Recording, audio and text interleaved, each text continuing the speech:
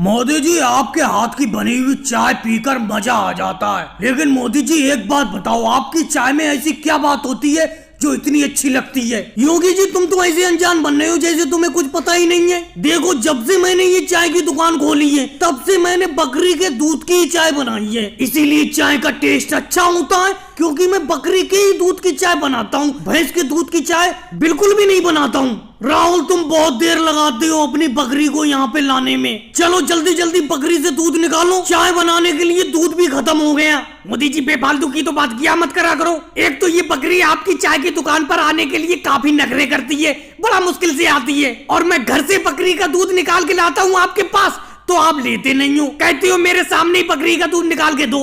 राहुल, तुम भी बेफालतू की बात मत किया करो। तुम जब भी बकरी का दूध घर से लाती हो बिल्कुल पतला दूध होता है, और जब मेरे सामने यहाँ पे बकरी का दूध निकालते हो तो बिल्कुल गाढ़ा दूध होता है। अभी देखो, तुम्हारे सामने ही योगी जी मेरी चाय की तारीफ ही कर रहे थे। यही दूध अगर तुम घर से बकरी का निकाल के लाए होते तो पानी मिला के लाए होते और चाय में इतना मजा होता नहीं।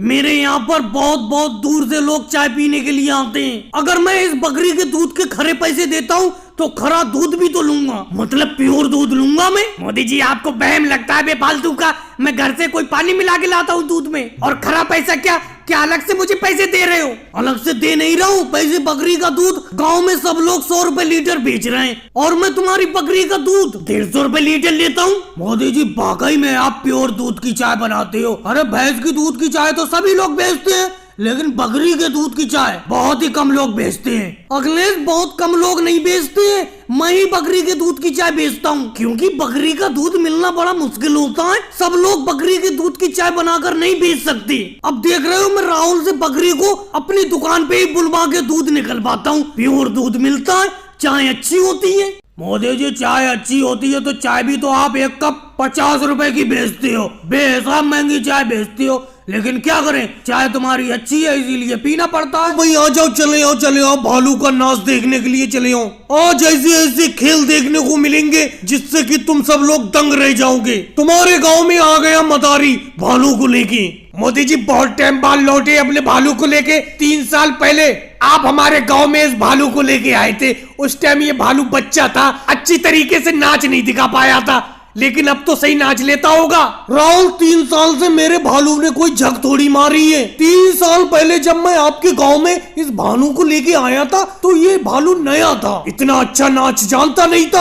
अब तो ये बहुत अच्छा नाच लेता है, अभी दिखाता हूँ इसका नाच। मोदी जी, ये तो एक पैर पे खड़े होके भी नाच लेता होगा। अभी बराबर वाले गाँव में एक मदारी आया था, उसने भालू का नाच दिखाया था तो उसका भालू एक पैर पे खड़े होके नाचा था। भाई साहब, ये तो एक पैर पे अभी खड़ा होके नहीं नाच पाता है, इसे मैं एक पैर पे नचाना अभी सिखा रहा हूँ। और लालू जी, आप मेरे पीछे कैसे खड़े हुए हो? सामने को आओ। मैं इस गांव में भालू का नाच दिखाने के लिए कम से कम 20 साल से आ रहा हूँ, और तुम हर साल पीछे ही खड़े होते हो, बताओ तो। और मेरा भालू का नाच देखने के लिए भी जरूर आते हो। देखो मोदी जी, साफ साफ बताओ, मुझे भालू का नाच देखना बहुत पसंद है, लेकिन मुझे भालू से डर भी बहुत लगता है, इसीलिए पीछे खड़े होकर नाच देखता हूँ। मोदी जी, आप तो कह रहे थे कि 3 साल में आपने भालू को बहुत अच्छा नाच दिखा दिया। ये तो सही तरीके से नाच ही नहीं रहा है। मुझे इसका नाच बिल्कुल पसंद नहीं आ रहा है। मैं तो चाह रहा हूँ हमें साझी बेफालतू की बात नहीं करते। मेरा भालू कोई एकदम थोड़ी नाचने लगेगा, थोड़ा वक्त लगेगा नाचने में। कुछ देर यहाँ पे रुको तो तुम तो आफत मचाए पड़े हो।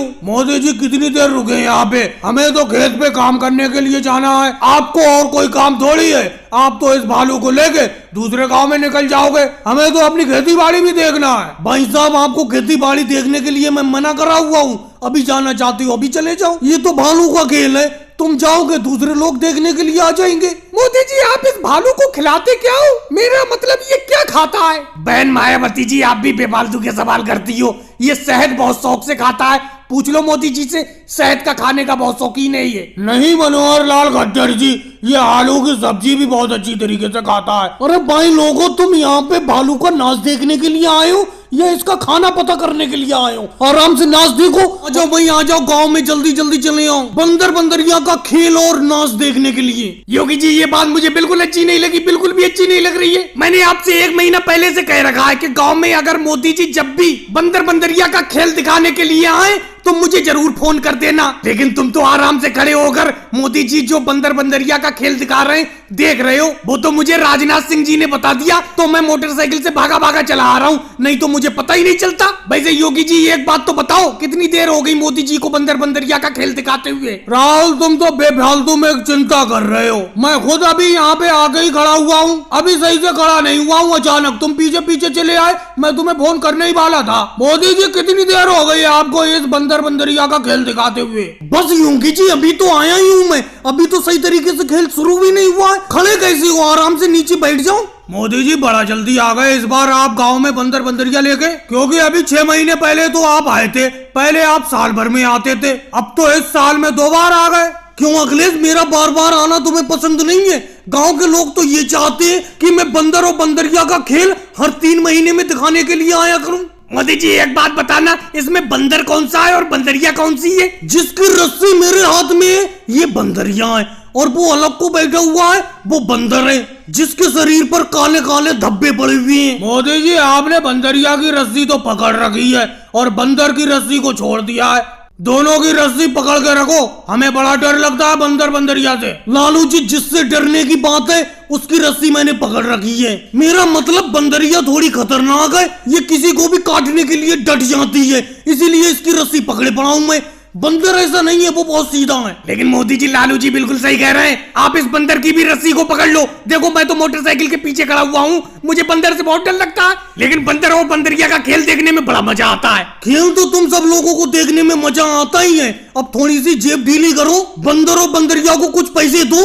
मोदी जी बंदर बंदरिया को तो पैसे हम दे देंगे, लेकिन कम से कम खेल तो पूरा दिखाओ। जी सुबह से एक बैंगन भी बिक जाता तो दिल को सुकून मिल जाता, लेकिन एक बैंगन भी कोई खरीदने वाला नहीं आया है, पता नहीं लोगों ने बैंगन खाना बंद कर दिए। राहुल तुम्हारे तो बैंगन फिर भी अच्छे नहीं है, मेरे तो इतने बढ़िया बढ़िया बैंगन है, लेकिन फिर भी कोई खरीदने के लिए नहीं आ रहा, पता नहीं क्या दिक्कत है। राहुल तुम सही कह रहे हो, कई लोगों ने बैंगन खाना तो बंद नहीं कर दिए, मुझे लगता है बैंगन का काम छोड़कर परमल बेचना शुरू करूंगा अब मैं, जैसे अखिलेश परमल बेच रहा है। अरे योगी जी परमल भी कहाँ बिक रहे हैं, सुबह से बैठा पड़ा हूँ, 1 किलो परमल नहीं बिके। अरे योगी जी वो देखो मोदी जी आ रहे हैं, आपकी तरफ आ रहे हैं, आपकी तरफ। अरे ये तो राहुल की तरफ बढ़ गए। राहुल ये बैंगन क्या रेट बेच रहे हो? बैंगन खाने का मन है आज, 1 किलो बैंगन खरीद कर ले जाऊंगा। मोदी जी सुबह से एक बैंगन तो बिका नहीं है, तुम मेरे पहले ग्राहक हो, जिस रेट में भी ले जाना चाहते हो ले जाओ बैंगन को। तो राहुल फ्री में दे दो, 1 किलो बैंगन फ्री में दे दो। अरे मोदी जी मैंने ये कहा किसी रेट में भी ले जाना चाहते हो ले जाओ,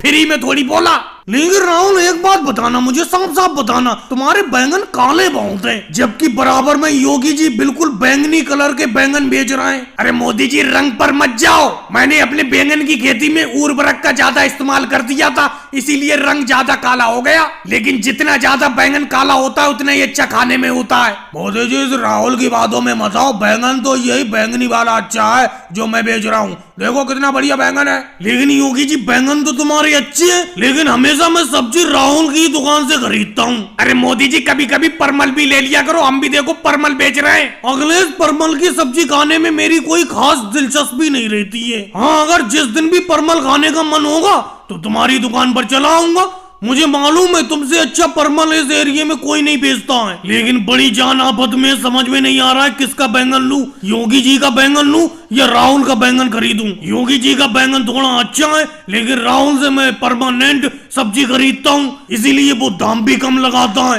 ऐसा करता हूँ बैंगन आज खाऊंगा ही नहीं, अखिलेश परमल दे दो, आज परमल ही खा लेता हूँ तुम्हारी दुकान से, दे दो आधा किलो परमल। और भाइयों को वीडियो को लाइक करो, चैनल को सब्सक्राइब करो।